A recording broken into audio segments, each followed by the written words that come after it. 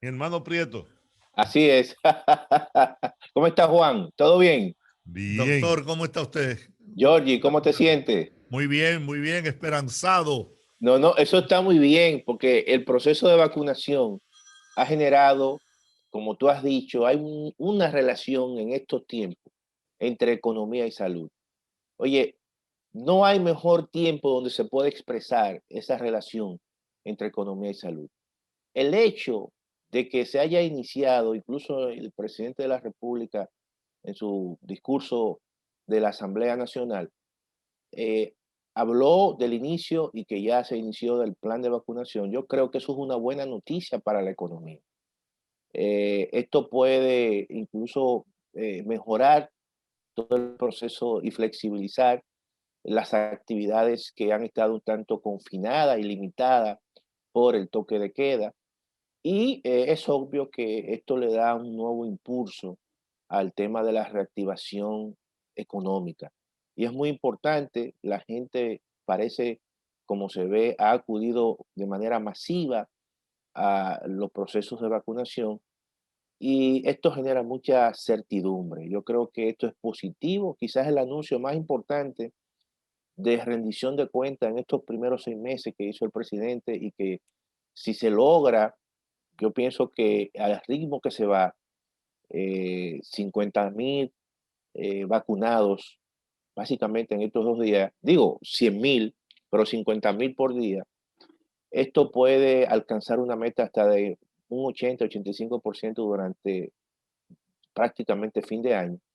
Y es muy importante para los sectores orientados hacia el exterior que la República Dominicana logre esa meta de vacunación de su población, porque ya eso elimina una serie de restricciones que tienen algunos países, básicamente Canadá, Estados Unidos, con una serie de pedidos para viajar a territorio o salir del territorio norteamericano.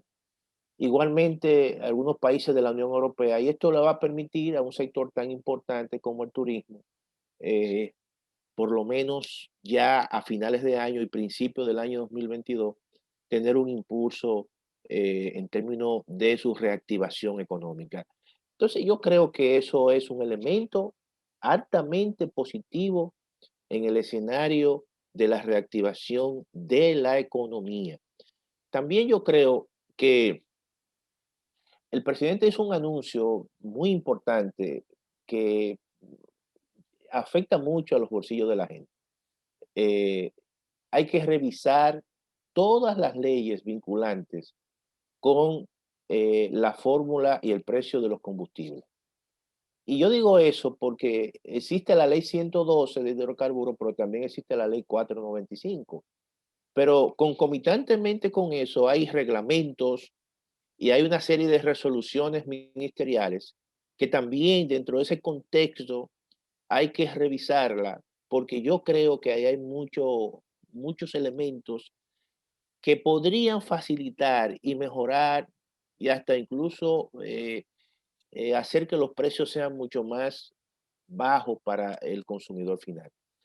Porque al margen de los impuestos, que verdaderamente hay impuestos, y hay que decirlo, en el caso de los combustibles que llegan entre un 35 y un 50% dependiendo del tipo de combustible, y que en cierta manera han encarecido el precio final de los combustibles, pero hay otros mecanismos ahí de resoluciones que se podrían ver, se podrían eliminar y eso podría contribuir un tanto a bajar un poco el precio de los combustibles al margen de los impuestos. De manera que yo creo que eso es un anuncio importante. Que, pienso que que no se queden los anuncios, sino que se lleve a cabo esa revisión. Porque déjame decirte lo siguiente, Georgie y Juan y Rudy, si está por ahí.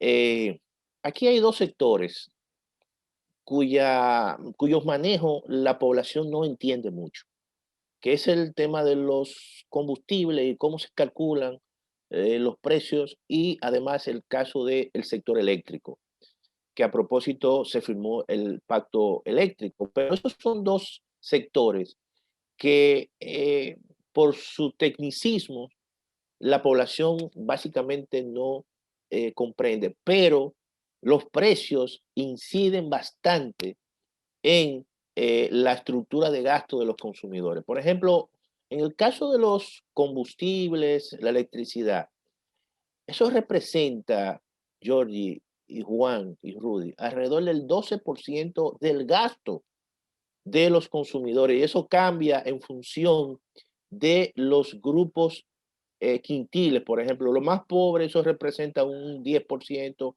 lo más rico, alrededor de casi un 15, un 16%. Y eso es, afecta mucho los bolsillos cuando los precios suben o cuando los precios bajan también son ahorros importantes. Por eso yo creo que esos anuncios que el presidente en ese sentido, ese anuncio que hizo el presidente, ojalá que eso se lleve a cabo y se revise muy bien, porque ahí hay muchos elementos que afectan a los pobres, a la gente de clase media, pero también que benefician a grupos que son básicamente grupos corporativos. Doctor, usted tocó el tema, yo lo había mencionado anteriormente, de la revisión de las leyes sobre el precio de los combustibles. Independientemente de eso, ¿usted no piensa que sería saludable para el bolsillo de los dominicanos el que se dejara la venta de los combustibles al libre juego de la oferta y la demanda? Mira qué ocurre, Georgie, con eso. Si ese mercado fuera un mercado competitivo, oye bien, si fuera un mercado competitivo, obviamente que se podría hacer eso que tú dices, pero no es un mercado competitivo. Es un mercado que está controlado, que está manejado por grupos muy reducidos. Entonces, yo creo que lo más sano es establecer una mesa de compra de combustible que la maneja el Estado. Y mira por qué, Rudy, y Georgie y Juan. Cuando Porque hay que auscultar muchos elementos allí en los procesos de importaciones, en las compras a futuros que se dan. Muchas veces ahí yo puedo tener una compañía importadora, por ejemplo, de combustible, y yo puedo comprar a futuro con un gran descuento, no sé, un volumen tal, y yo me estoy ganando realmente una cantidad importante, pero a lo mejor yo no le traspaso eso a quizá al comprador de ese combustible, porque yo estoy haciendo un rejuego en términos de la compra y estoy buscando el precio más barato y entonces muchas veces te hacen descuento, eso no se traspasa en, porque son precios que se fijan en mercados bursátiles, mercado de futuro, y eso no se transparentiza. Entonces, por eso es que el Estado tiene que tener claramente identificado y ver y auscultar muchas de las cosas que ocurren ahí. Si fuera un mercado competitivo, no hay problema, pero el problema es que no es un mercado competitivo, que hay grupos que dominan ese mercado. Yo le digo esto porque, bueno, en ese aspecto usted tiene razón. En Estados Unidos usted encuentra el precio de la gasolina. Y cambia por estado eso, en Estados No, Unidos. por estado no, en el mismo estado. Sí, sí, sí. A 6, 8 kilómetros usted encuentra otra estación de expendio de combustible y tiene un precio de, claro, no es mucho, 5, 6, 7, hasta 10 centavos menos. Sí, pero es diferente, o sea, y te beneficia, aunque sea 5 centavos de dólares o lo que sea, cuando tú lo acumulas, te está ahorrando una cantidad, a lo mejor quizá que es relevante para una persona. Sí, sí. Y eso ocurre en Estados Unidos muy común esa diferenciación que hay en los precios de los combustibles, pero que hay un mercado mucho más competitivo, mucho más regulado. Se evitan las posiciones dominantes de una empresa en particular. Yo creo que aquí, eh, Georgie, Juan, aquí hay que aplicar realmente lo que son las leyes de mercado de carácter antimonopólica y evitar realmente que se concentren. Aquí, en parte, tú encuentras que nosotros somos una economía, incluso para el mismo sector privado, muy costosa. Y yo estoy hablando de los combustibles, pero también tú vas al transporte, por ejemplo, de carga, y eso también hay un monopolio. Un monopolio que la gente dice, bueno, hay monopolio de ricos y hay monopolio de pobres, pero es así. Tú no puedes tener como empresa no sé, una cantidad de contenedores porque eso está sujeto a una serie de restricciones por un grupo o por una federación. Todo eso hace que los costos de muchos productos sean mucho más costosos y eso incluso afecta los niveles de competitividad de la economía. Nosotros en muchos aspectos eh, limita las exportaciones dominicanas. De manera que hay que hacer una revisión, aunque sea, vamos a decir, no sé, lenta o como sea, o a partir de un pacto, porque el presidente habló de un pacto social en su discurso y dijo que en ese pacto social se va a discutir una reforma fiscal y además se va a discutir una reforma a la ley de la seguridad social. Entonces, también se pueden incorporar otros sectores que mejoren, en cierta manera, los niveles de competitividad y también los niveles de cohesión social en la República Dominicana para Doctor, determinados sectores. en los últimos días hemos visto el incremento en los precios de los productos de la canasta familiar. Eso es, se han dado una serie de explicaciones, las autoridades del sector agrícola del gobierno han dicho que no hay justificación alguna para que la libra de arroz se estuviera vendiendo a 40 pesos, que el tipo A, el máximo del precio que debería tener era entre 27 y 28 pesos. ¿Usted piensa que hay que tomar medidas para controlar los beneficios que obtiene la intermediación?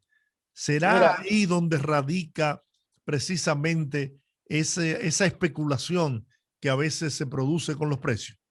mira, yo creo que en el sector de la comercialización, el Estado tiene grandes déficits en términos de tratar de que los niveles de intermediación eh, laceren mucho, vamos a decir, el bolsillo de la gente.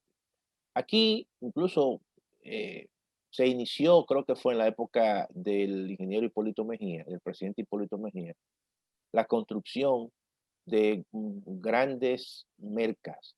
Merca Santo Domingo, estaba creo que diseñado Merca Santiago, en las grandes ciudades.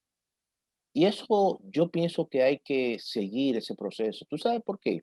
Porque en la medida que tú construyas en grandes ciudades, grandes centros de acopio que puedan concentrar la producción agropecuaria y a partir de ahí se puedan distribuir a partir de otros pequeños intermediarios, eso hace que los costos y los precios sean mucho más bajitos en el proceso de intermediación.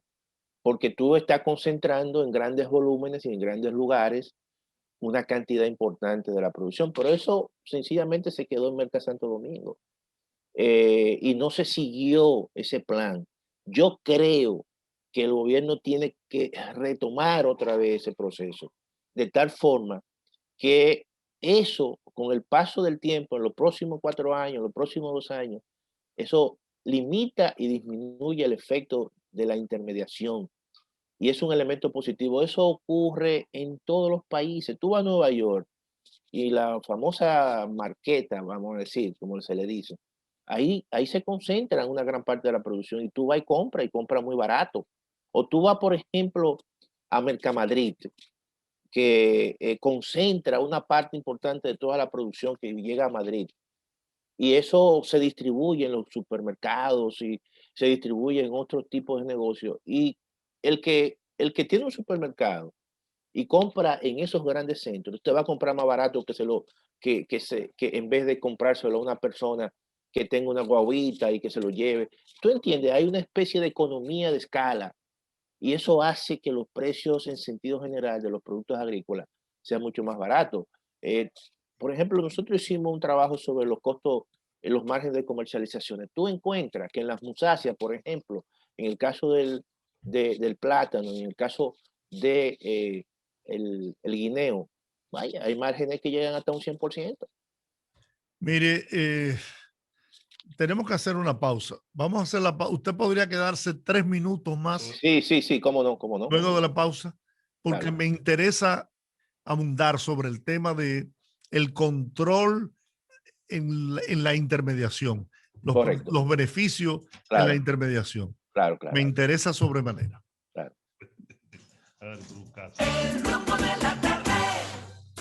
Rumba 98.5, una emisora RCC Media. Un país que inició la construcción y reconstrucción de viviendas dignas, en el que la gente del campo tiene por primera vez crédito a tasa cero para que pueda producir mucho más y mucho mejor. Un país con un ministerio público independiente, con vacunas para vencer la pandemia y reintegrarnos al trabajo. Un país que marcha firme hacia un mejor futuro. Unidos lo lograremos. Estamos haciendo historia. Gobierno de la República Dominicana.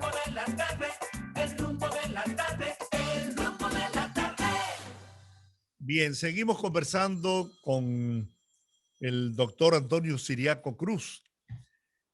Doctor, ¿de qué forma se pudiera poner controles a los beneficios de la intermediación? Le voy a explicar.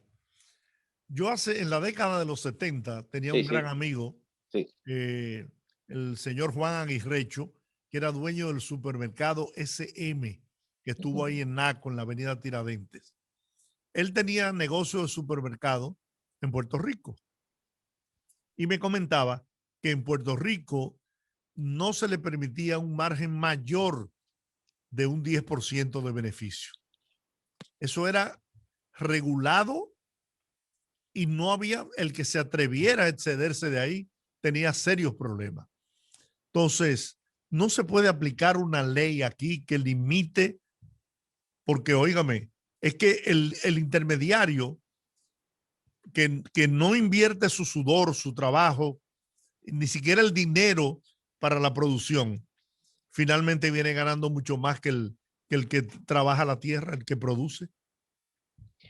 Mira, Johnny, tú sabes que aquí había una ley de control de precios, pero con los procesos de apertura que ha tenido la economía mundial y las diferentes economías, eso se eliminó y generalmente lo que el Estado ha utilizado como un mecanismo de control de precios es que si en un momento determinado aquí hay una escasez de producto, entonces da un permiso de importación por el monto del déficit, supongamos. Si el déficit del arroz, por poner un ejemplo, en un momento determinado son 600,000 quintales, entonces dan un permiso sobre ese monto y los importadores traen ese volumen. En algunas administraciones lo que se hacía era lo siguiente, era que le daban los permisos a los mismos productores para evitar obviamente que exista un conflicto entre productores y importadores. Y eso evitaba que los importadores, por ejemplo, podían traer quizá una cantidad que se pudieran exceder o fuera de fecha para no afectar una producción futura. Yo lo que creo es que, y además muchas restricciones en esos aspectos, yo lo que creo que el Estado tiene también que jugar un rol importante en ese sentido y tener mecanismos alternativos y que sean mecanismos que funcionen de manera transitoria cuando se presenten situaciones de escasez y así entonces, y funcionar de manera masiva eh, para tener más o menos influencia en los precios de mercado. Y también concomitantemente invertir en comercialización, es decir, mejorar mecanismos de comercialización, hacer que los productores tengan más a nivel de asociación, darle facilidad de financiación al productor para que fomenten cooperativas, tengan su propio mecanismo de comercializar. Todo eso debe ser un conjunto y dentro de una política agraria, una política rural que precisamente conlleve a mejorar todo el ambiente de negocio en el sector agropecuario. O sea, hay situaciones de carácter coyuntural. Yo creo que lo que está ocurriendo ahora, bueno, hay un incremento en los commodities, eso está afectando muchos rubros de la canasta básica. El precio del petróleo también se ha incrementado, eso hace que los costos de transporte,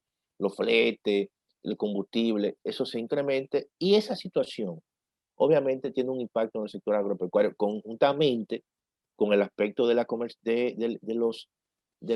intermediación, pero yo creo que hay que buscarle en el tiempo una solución definitiva y mejorar esos sectores. Y vuelvo y reitero, aquí hay que comenzar a invertir en grandes centros de acopio, de comercialización de productos agropecuarios, porque esa es una forma, obviamente, que tú vas a limitar todo el poder que tienen los intermediarios, o sea, ese poder en los mercados. Es la única manera, George. Porque de hecho, incluso el Santo Domingo, que es una muy buena obra, Claro, ha sido desvirtuado. Ahí se vende al detalle. Y la claro, idea original era, como usted bien señala, que eso fuera el centro de acopio, donde claro, los productores trajeran sus productos y los detallistas pudieran tener acceso a adquirirlo a un claro, mejor precio. Se claro. beneficiaban los productores de en gran medida con comprándole directamente vendiéndole directamente al detallista y se Tú- eliminaba la intermediación. Claro, tú te imaginas, por ejemplo, que se hiciera un gran mercado para toda la región del este, por ejemplo, no sé, Claro, en la zona más agrícola, vamos a decir en Atomayor, que es una sí. zona ganadera. Oye, todo eso mejora en esa zona y que haga uno o dos aquí en Santo Domingo, no sé, en Merca Santo Domingo, pero en Santiago otro, en San Francisco otro, y así, y eso va a mejorar. Y los precios van a llegar mucho más bajo a nivel del consumidor. A mí me Pero, contaba un amigo que es productor de chinola, sí, sí, que van al campo a querérsela comprar a peso y a unos claro, 50 y como mucho 2 pesos. Sin sí, embargo, sí, una sí, chinola aquí, ¿qué le sí. cuesta? No, 5 y no, 6 pesos. así mismo, así mismo. O sea, fíjate tú que, por ejemplo, así pasa con el plátano. Tú sabes, si tú analizas los precios de finca del plátano, oye, al final es 1 peso, 2 pesos, 3 pesos, como mucho. Hasta Y a 4 cómo, llega cuando el eh, plátano es tipo granadero. claro, claro. ¿Y a cómo se venden los grandes centros urbanos? Supermercados, colmados. Oye, se lo venden a 35 muchas veces, a 25, a 30, dependiendo. Es así.